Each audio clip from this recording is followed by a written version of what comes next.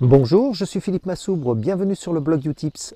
J'aimerais vous parler aujourd'hui de la clause de retour à meilleure fortune. Alors cette clause de retour à meilleure fortune consiste en un principe juridique simple, c'est que je peux abandonner une créance vis-à-vis d'un tiers, c'est-à-dire quelqu'un me doit de l'argent et je lui en fais cadeau, temporairement ou définitivement.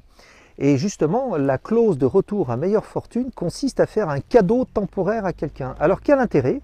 Eh bien, l'application la plus concrète qui peut concerner les chefs d'entreprise est afférente aux comptes courants d'associés. Les comptes courants d'associés souvent résultent de difficultés financières de l'entreprise. Donc l'entreprise est en difficulté, alors le chef d'entreprise prend son argent personnel et injecte dans la société. Ou alors, il n'injecte pas, mais indirectement, il constitue un compte courant d'associé, par exemple en ne prélevant pas des rémunérations qui lui incombaient initialement ou en ne prélevant pas des dividendes. Bref, lorsque nous avons un compte courant d'associé et que nous avons une entreprise en difficulté, eh bien, il est possible d'abandonner le compte courant d'associé à la société.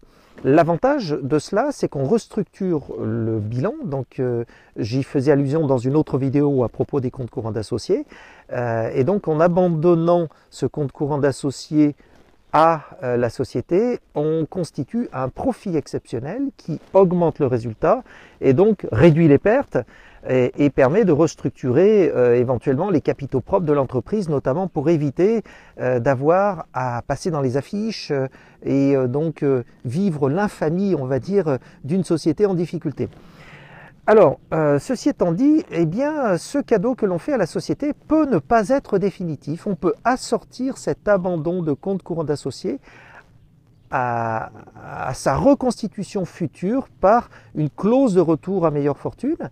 Et lorsque effectivement la société regagne de l'argent à nouveau et qu'elle est en mesure effectivement de rendre l'argent à son dirigeant, eh bien on va passer une écriture comptable inverse qui va consister à constater une charge exceptionnelle dans l'entreprise avec pour contrepartie le compte courant d'associé de l'associé. Donc finalement, ça n'est que le juste retour des choses. J'aide ma société lorsqu'elle est en difficulté et lorsqu'elle peut, eh bien elle me rend l'argent que je lui avais prêté initialement. Voilà, donc c'est tout l'intérêt de cette clause de retour à meilleure fortune. C'est un outil très puissant qui permet effectivement, lorsque l'entreprise est en difficulté, eh bien, de trouver une solution comptable à des problématiques de capitaux propres. Voilà, c'était Philippe Massoubre pour le blog Utips. À très bientôt. Au revoir.